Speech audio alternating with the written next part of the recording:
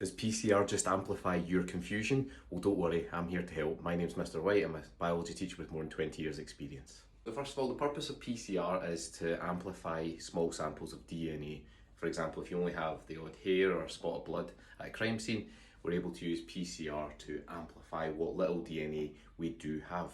And that allows the forensics to then carry out their tests to identify any potential suspects or find people that are present at the crime scene.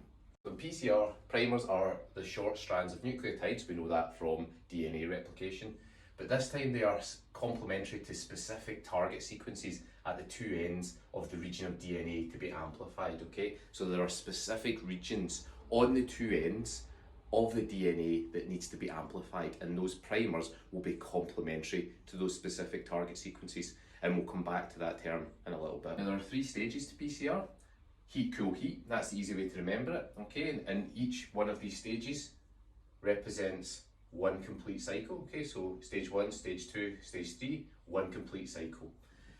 Stage 1 involves heating the DNA to about 92 to 98 degrees to separate the strands, okay? That extra heat will break the hydrogen bonds, which means the DNA will separate.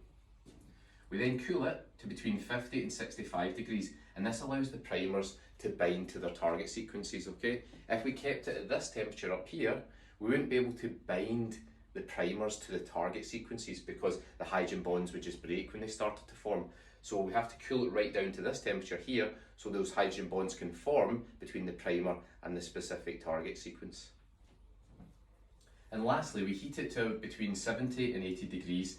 Now the reason we do that is because we have a special type of DNA polymerase for PCR called heat-tolerant DNA polymerase, which comes from thermophilic bacteria that live in hot volcanic springs.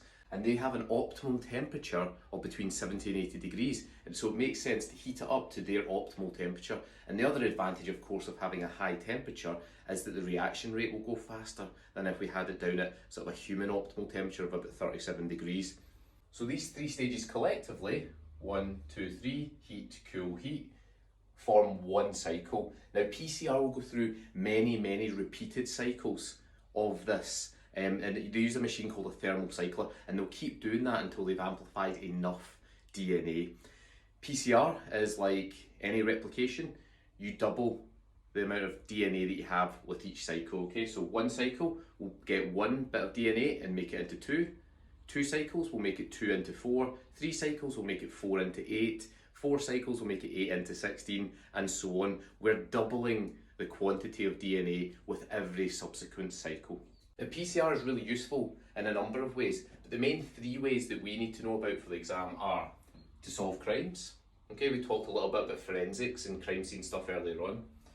To settle paternity disputes and diagnose genetic disorders. Hope that was useful, folks. As a nice wee summary, follow me for more. Class dismissed.